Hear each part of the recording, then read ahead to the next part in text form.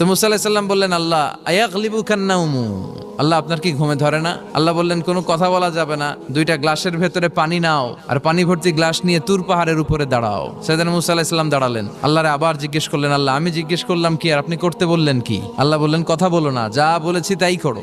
আল্লাহর সাথে বেশি কথা চলে না, তিনি সব রাজার বড় রাজা, মহারাজা। চিল্লা এখন ঠিক কিনা? তো মুসা আলাইহিস সালাম কিছু বলতে পারে না, পানি নিয়ে দাঁড়িয়ে রইলেন। মুসা আলাইহিস সালামকে আল্লাহ বললেন তুমি দাঁড়িয়ে থাকো, আর ঘুম রে বললেন ঘুম তুই মুসারে ধর।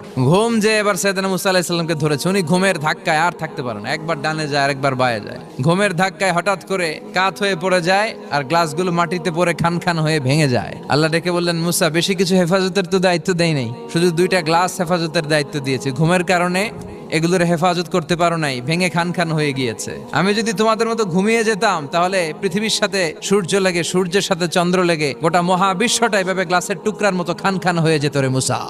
এজন্য লা তাখুয